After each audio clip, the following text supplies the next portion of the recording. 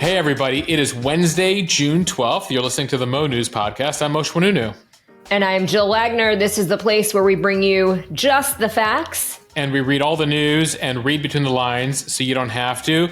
Jill, I like that in today's podcast, we're diving into a subject that we were asked a lot about over on the Mo.news Premium Instagram account. We try to be as responsive as we can. And this is what we like about Mo.news versus some of the places we worked at before, is we try to have a real dialogue with you and try to cover the issues and answer some of the questions that you guys are asking about. It is a conversation, Moshe. It is not a lecture. A two-way street. And we have a lot of experience in journalism between us, but at the end of the day, we're not here to judge. We only see what we see, and what we love is that we have this conversation with all of you. And so many of you asked about some of the protests you're seeing and the law, and so we're going to get into that in today's podcast. For those of you who are not part of Mo.news Premium, who want to be part of that conversation, please check it out over at mo.news/free trial. You can check it out for just 2 weeks. And Jill, we're approaching about 7,000 premium members right now. So the community keeps growing.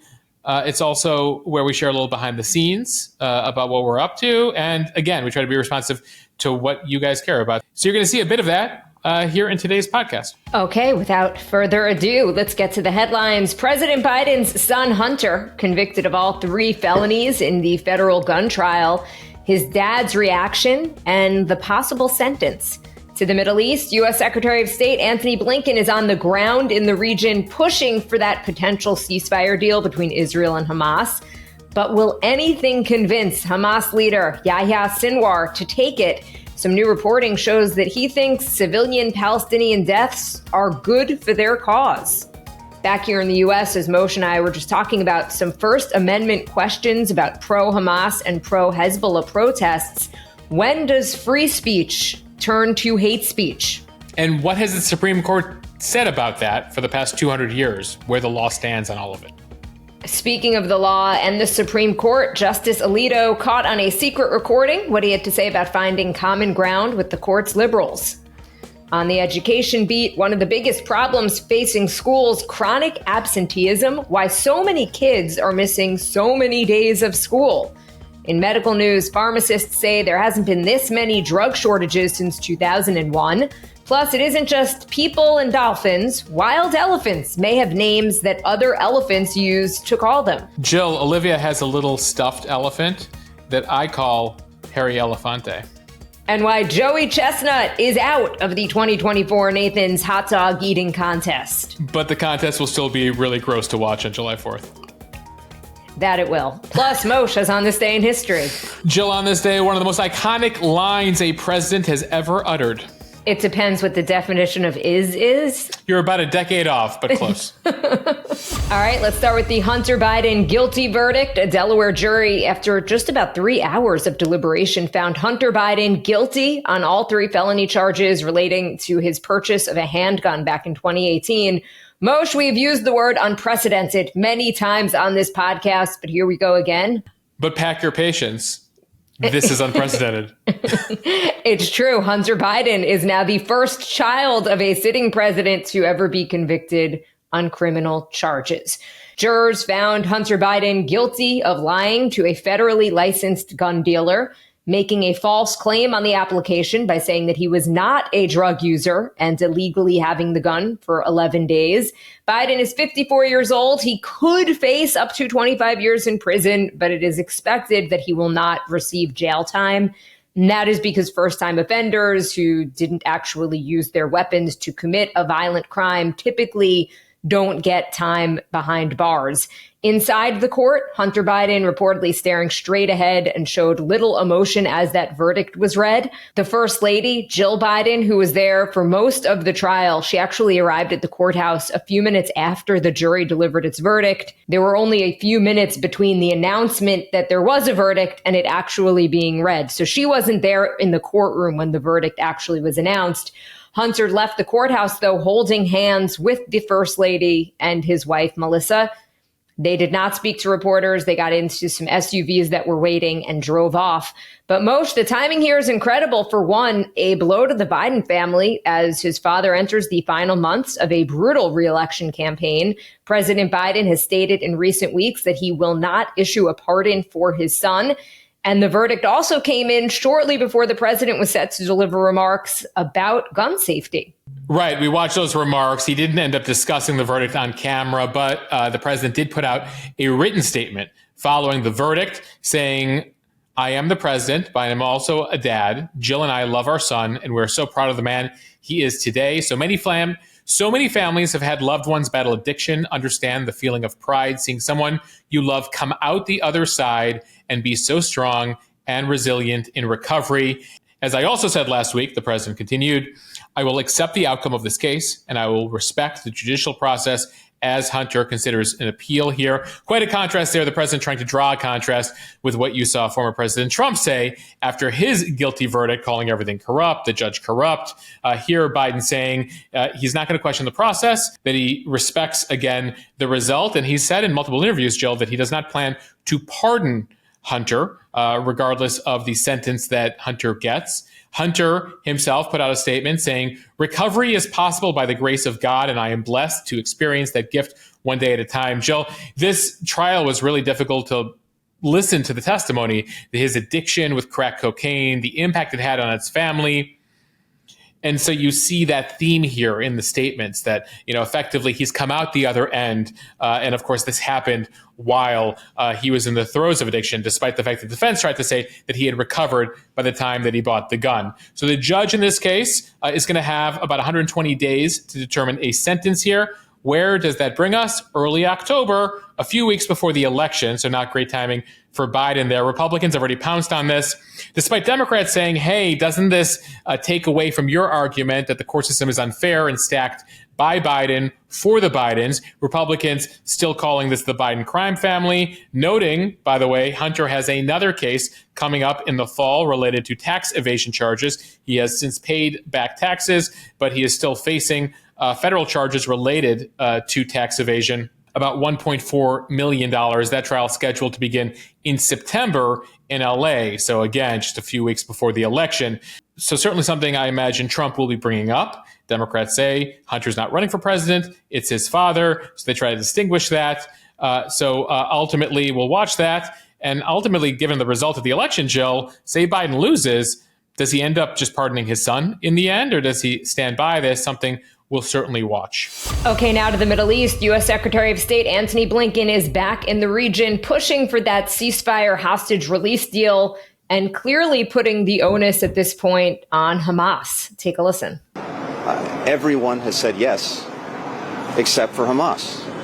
And if Hamas doesn't say yes, then this is clearly on them.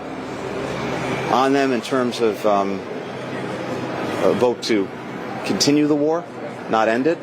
On them in terms of the safety, the well-being of hundreds of thousands, millions of Palestinian women, children, and men in Gaza. Blinken did say that it was a hopeful sign that on Tuesday, Hamas issued a statement of praise for the UN Security Council resolution on a ceasefire. It has now been nearly 2 weeks since President Biden first laid out that long-term 3-part ceasefire plan. On Tuesday, Egypt and Qatar confirmed receiving an update from Hamas and Palestinian Islamic Jihad. Al Jazeera reports that it includes a new timeline for the complete withdrawal of Israeli troops from the entirety of the Gaza Strip. But it also appears that Yahya Sinwar, the mastermind of the October 7th attack and the head of Hamas in the Gaza Strip right now, doesn't really see any benefit of a ceasefire. In dozens of messages reviewed by the Wall Street Journal that Sinwar has transmitted to ceasefire negotiators and Hamas compatriots, he has shown a, quote, cold disregard for human life and believes that more dead Palestinian civilians help the cause. He wrote in one letter, quote, no blood, no news. He made clear he believes Israel has more to lose from this war than Hamas does. The messages were shared by multiple people with differing views of Sinwar.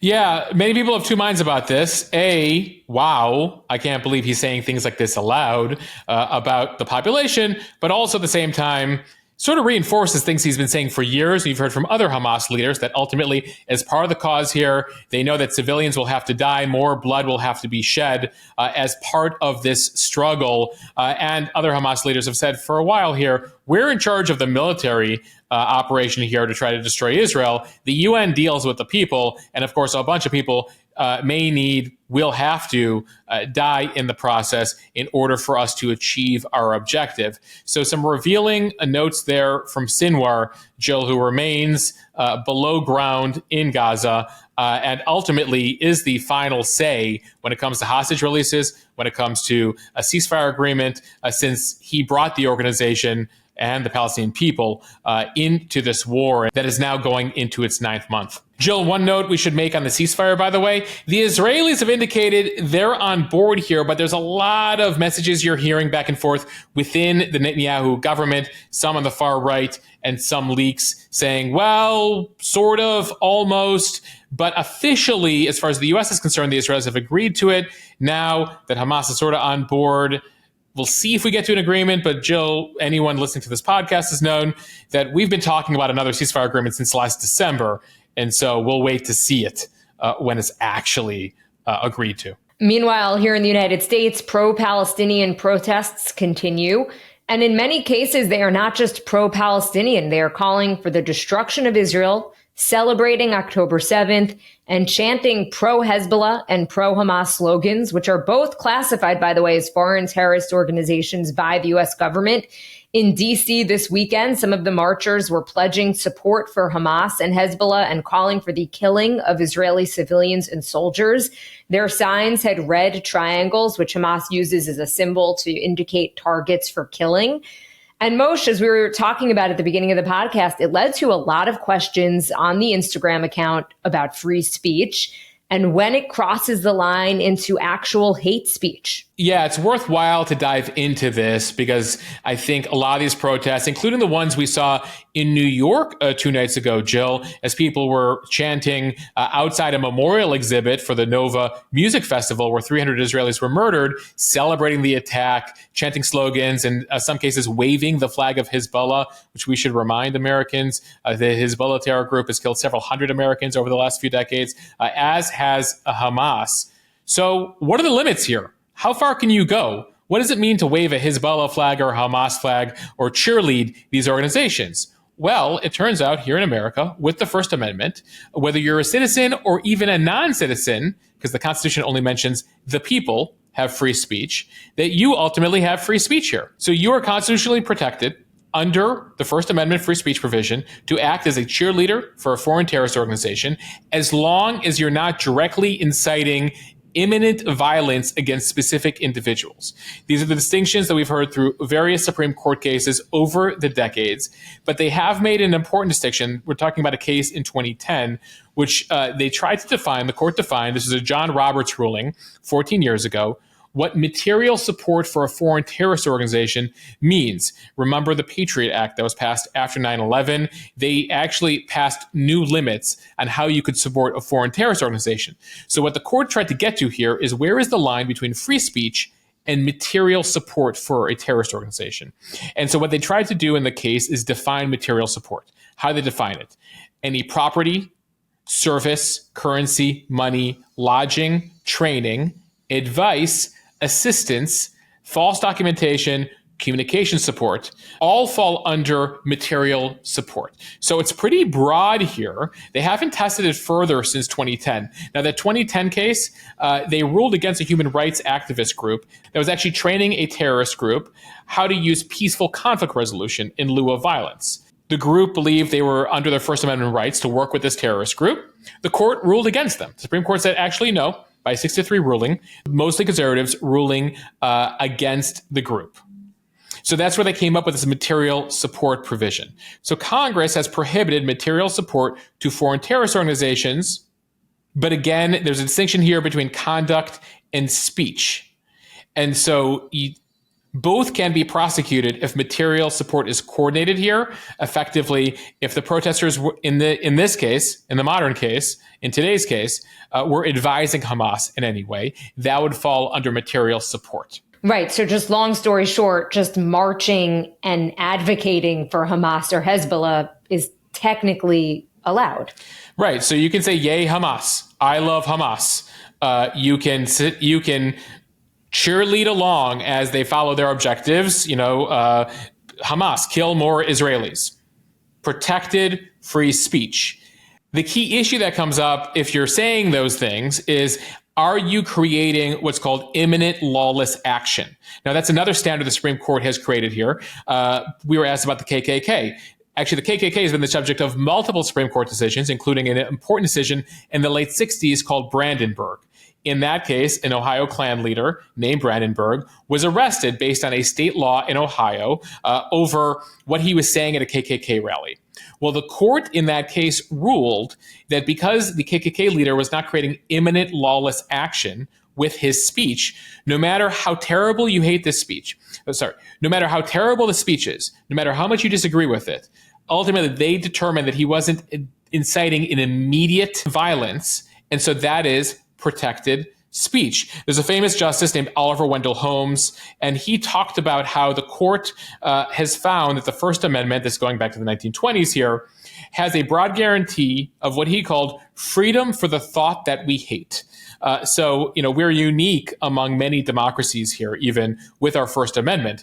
You have seen laws passed in France, in Germany, in Canada, in the UK that far limit hate speech groups or ban specific political parties, especially in Germany with the Nazis, etc. Here in the US, we've had a very broad definition. So as you're watching these events unfold, you have a lot of bandwidth, again, as a citizen, as a non-citizen, and in some cases, Jill, the court still hasn't ruled if you're here in the country illegally, you might still have free speech rights in this country. The Supreme Court hasn't ruled on that, despite that coming up a few years ago. That said, I mentioned there's a case coming up here that was filed recently. It's on behalf of several victims, American and Israeli victims of October 7th, against two U.S.-based Palestinian groups, including one group, the Students for Justice in Palestine. And in that case, a major international law firm, Greenberg Traurig, has taken it up, and they believe that through the recent rallies that they've seen and some financial ties that they believe are there, they have filed a federal case saying that in this case, the Palestinian groups are providing material support for Hamas as propagandists for Hamas. So they're going to try to see if the courts here need to rule further on this material support definition and whether propaganda and advocating for a terror group, it falls under the First Amendment or is not protected speech. And that's going to be a case that we're certainly going to watch. I think also what it speaks to in terms of the number of questions that you're getting is also just kind of like disbelief that this is where we are right now here in the United States. There's a really big difference between being pro-Palestinian, and a lot of Jewish people, a lot of Israelis would say they're pro-Palestinian and they want Palestinians to have their own homeland and their own state. And there's that. And then there's being pro-Hamas. I mean, Hamas is a terrorist organization. It is it's an Islamic fundamentalist organization that has the same ultimate goals as Al-Qaeda. It has killed people for being gay. So you do have to wonder if the people who are marching know what they're marching for.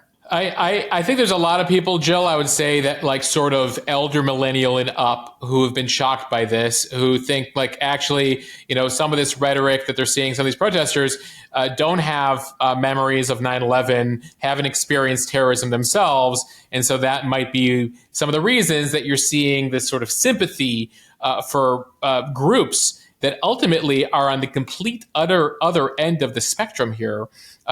These are right-wing fundamentalist religious groups, and there's very little that a number of these progressive protesters who are rallying behind them and saying that they support Hezbollah and Hamas actually have in common. So I think there's shock, and that's leading to questions. And so, hopefully we brought you a little bit of clarity, at least on where the law stands on all of it. Clarity, but I don't think comfort for a lot of people. Well, Jill, depending on where you stand. Jill, we can only accomplish so much with this podcast. All right, time now for the speed read from the Associated Press. Newly released audio recordings of Justice Samuel Alito are getting a lot of attention, appearing to capture him speaking candidly about liberals, as well as the limits of the investigation the Supreme Court conducted into the leak of his draft opinion related to abortion. The conservative justice is also heard agreeing with a woman who says the United States should return, quote, to a place of godliness. And in a separate recording, the justice's wife, Martha Ann Alito, discusses the recent controversy over flag displays at the couple's homes. The audio was posted Monday on X or Twitter by liberal filmmaker Lauren Windsor. Lauren Windsor. In the exchanges, Windsor posed as a conservative, hostile to abortion rights and supportive of the Alitos to get them to open up. She said it was recorded at the Supreme Court Historical Society's annual dinner last week. Alito is heard questioning whether a compromise between the left and right is possible. We're going to play a clip from that. Just a heads up, it is not the best quality of audio for obvious reasons, but take a listen. I think one side or the other is going to win. I don't know. I mean, there can be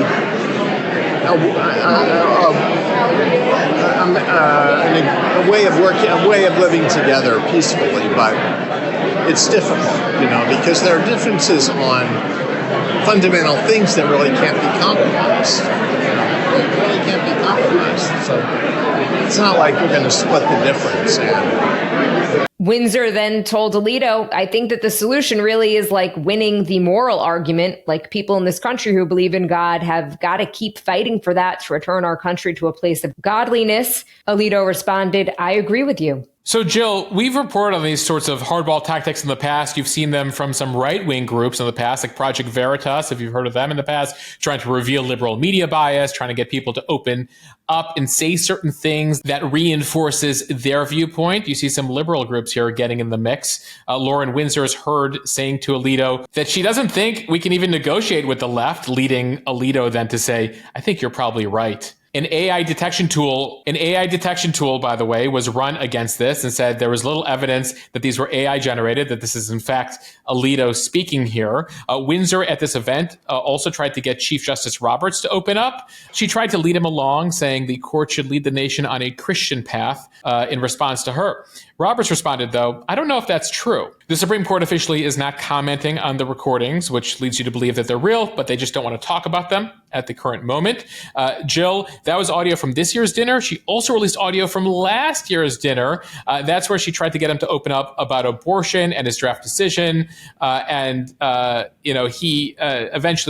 He essentially reveals in that recording from last year that it's basically impossible to figure out who the leaker was based on the rules of the Supreme Court. Alito, we've been telling you about for a while, has been involved in a lot of controversy and has been rejecting calls to step down or recuse himself from cases related to Donald Trump and January 6th, related to stories about his wife and her support and her political opinions.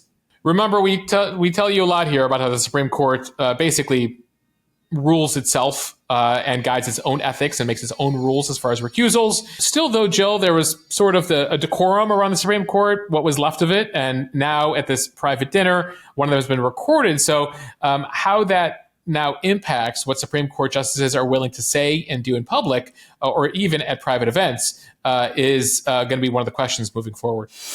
From USA Today, chronic absenteeism, when students miss at least 10% of the school year, has become an epidemic in America's schools.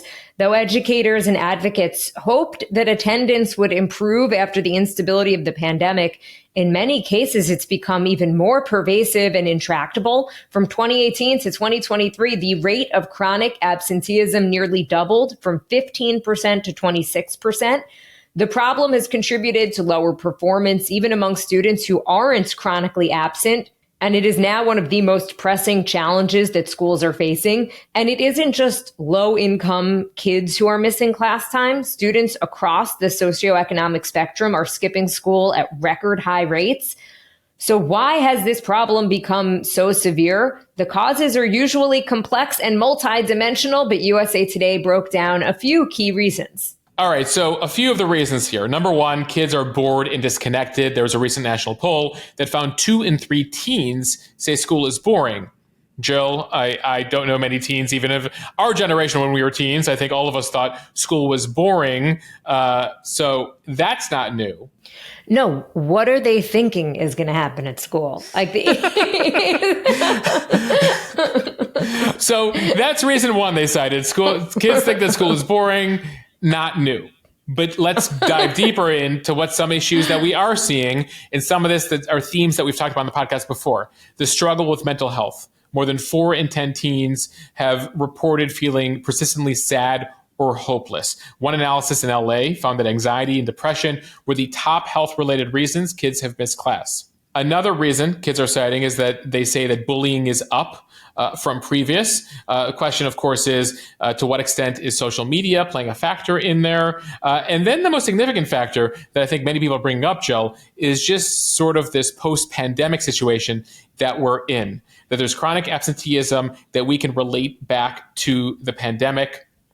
Some kids never really returning to going back to school daily when they were able to be there remotely. Some for legitimate health issues, now using a much higher standard. Before they return to school, if they have the sniffles, etc. Everyone used to ship off their kids to school sick. Some people still back to doing that, but some kids staying home more. At the same time, there's some permanent chronic absenteeism that we're seeing, especially in poorer communities, going back to the school closures and the remote school that we saw in 2020, 2021. From the Washington Post, the first quarter of 2024 recorded the country's highest number of ongoing drug shortages since 2001. This is according to the American Society of Health System Pharmacists. A total of 323 drugs, including life-saving medicines like oxytocin and chemotherapy drugs, were in a deficit during the first 3 months of the year. The drug shortage data collected quarterly is generated from reports by healthcare professionals, most of them pharmacists at hospitals and health systems. Researchers follow up by contacting drug companies to verify that a shortage exists, and if so, why and how long it's to be expected.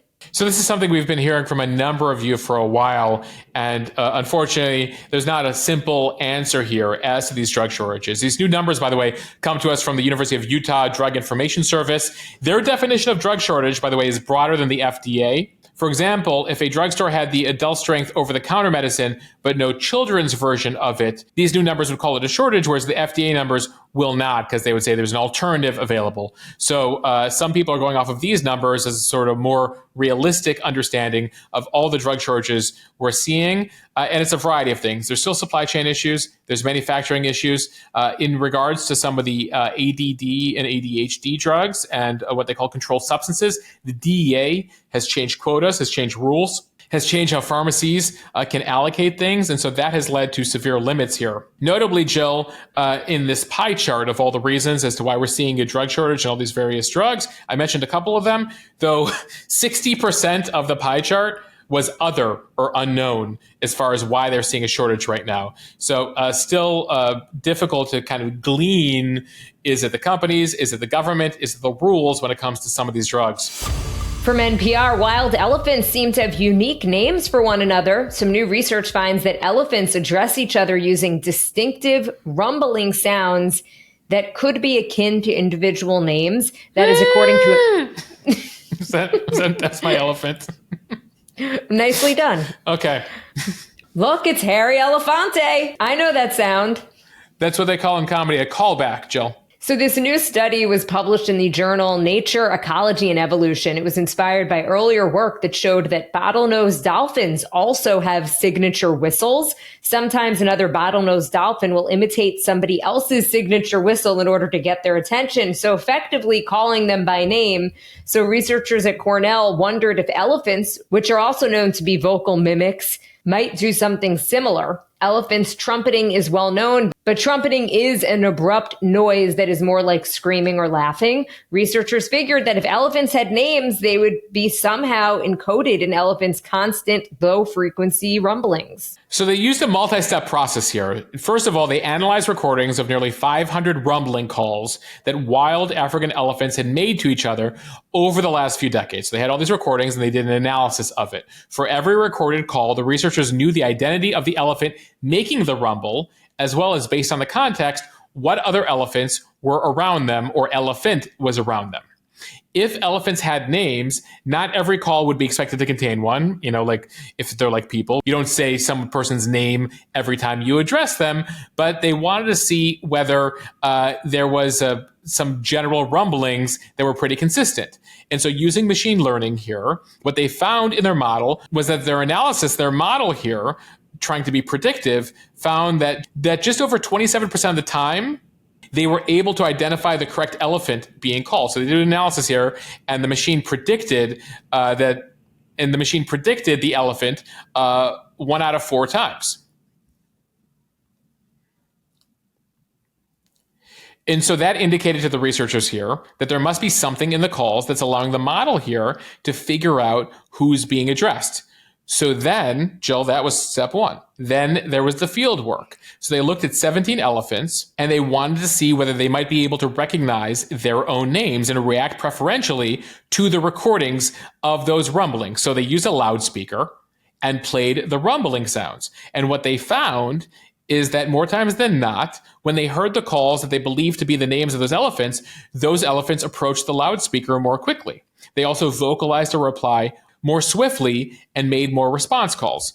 So basically, they've gotten to the point where, like, okay, there are rumblings. We think there are names. We have found evidence in the field now that the elephants are responding to the names that we think are theirs versus just playing other recordings for them. What we haven't figured out, and when I say we, I'm not a Cornell researcher working on elephants, but what they haven't figured out is what aspect of the rumbling is the actual name. And Jill, this is an important thing.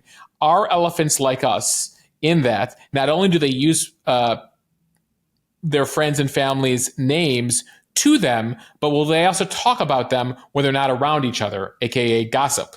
And we haven't gotten to that with the elephants, or the elephants being like, oh my God, did you see what Jill was up to today? We don't know if elephants do that yet. I sense a new Bravo show, Moshe. The Real Elephants of Tanzania. We'll let Andy Cohen know once he runs out of groups of human women to talk about the elephants. Incidentally, by the way, funny you should bring that up. The study in the field of the 17 elephants, 16 of them were female elephants. They studied the female elephants here. I think we've got a hit on our hands. Okay, finally from the New York Post, this hot dog news from Coney Island, hard to swallow. Pun. I know that pun was hard to swallow.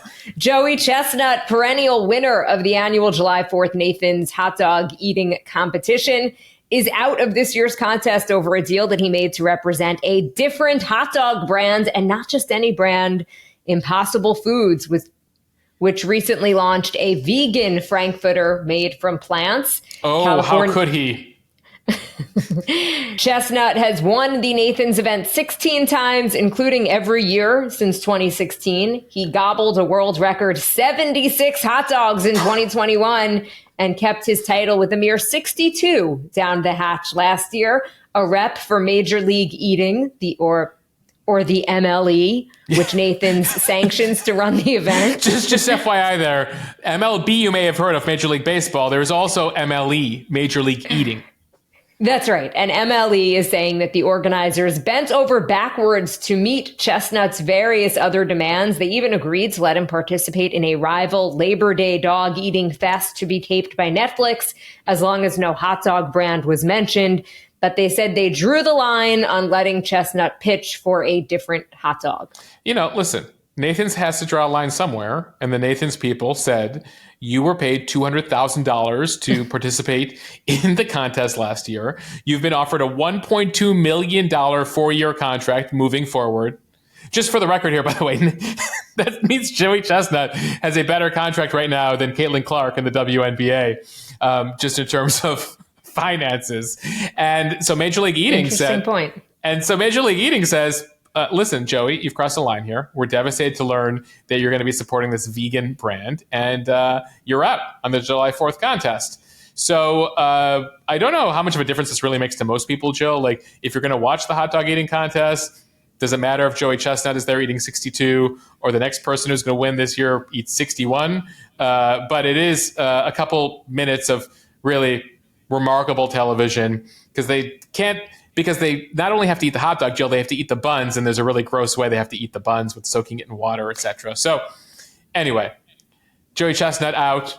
We'll see if they can make amends before July 4th weekend. But FYI, a programming note for all of you. All right, we end here with On This Day in History. On this day in 1931, Al Capone, the famous gangster, indicted on 5,000 counts of prohibition and perjury. Jill, that's quite an indictment. That is a big case. 5,000 counts. To be the district attorney that took that one, yes. It took a while to get Al Capone. All right, on this day in 1942, Anne Frank, living in Amsterdam at the time, received a diary for her 13th birthday. A month later, her and her family would go into hiding as the Nazis would take over Amsterdam. And for 2 years, her family and 4 other families hid from the Nazis. Sadly, they were discovered by the Gestapo in 1944. They were shipped off to the Auschwitz concentration camp. That's where Anne's mother died. Anne and her sister were transferred to another camp. And that's where Anne Frank tragically would die just a month before the war ended in 1945. Anne's father would survive, though, and would end up publishing her diary in 1947, The Diary of a Young Girl. The book has since been translated into more than 60 languages. Jill, June 12th is called Loving Day here in the U.S. Why? Because back in 1967, on this day, the U.S. Supreme Court ruled in the Loving v. Virginia case that any state law that banned interracial marriage was unconstitutional. A bit of fast food history for you. On this day in 1972, the first Popeyes, originally named Chicken on the Run, opened up in a suburb of New Orleans, Louisiana. And as I mentioned at the top, iconic line in presidential history, Jill. Just 10 years before your line, it depends on what the definition of is. Ronald Reagan had a different line for the Soviets. He was challenging Soviet leader Mikhail Gorbachev to tear down this wall, he said before the Berlin Wall. The Soviet Union was already collapsing at the time. Gorbachev was moving too quick, but ultimately the symbolism was significant. And Jill, just over 2 years later, the Berlin Wall would fall. Jill, I'll make sure next winter to bring you the iconic "It depends what the definition of is" by our friend William Jefferson Clinton. You're like Cold War symbolism, symbolism, Mosh. Like, I think you also teased at one point the most famous presidential piece of clothing or something, and I was like, the blue dress, Monica's blue dress. I was also wrong. I just need to get out of the Clinton era, apparently. Or the year 1998, Jill. I know it's a difficult year for you to leave. Finally, stuck. Please, let's let you get out of 1998. We end here with movie history. It's sort of a Spielberg-themed week. Jill, another famous Spielberg movie that came out this week in history, 1981, Indiana Jones and the Raiders of the Lost Ark, directed by Spielberg, starring Harrison Ford, was released in theaters on this day 43 years ago. A movie that I had not seen until I started to date my now husband, and I told him that, and he was like, what? Jill? So it was basically the first movie that we watched together. I want to tell you that your admission yesterday that you had never seen Napoleon Dynamite, we got several notes from people. So really? Put that on your... Yeah, they're like, how has Jill not seen this? I go, take it up with Jill. Mike, if you're listening, Jill needs to see Napoleon Dynamite as well. And then we're going to test her on a couple of famous quotes. That's funny. Everyone, feel free to message me as well. Jill R. Wagner. I swear I take all feedback, good, bad, and ugly. All right. That is a wrap. Thank you for listening to the Mo.news podcast. If you like what you hear, please share this with your friends. It will help us grow. Follow us, subscribe so you don't miss an episode, and review us in the App Store. Check out Mo.news Premium to engage in the conversation every day, and especially on weekends as we do weekend coverage there. Check it out right now, mo.news/free trial. All right. Bye, everyone.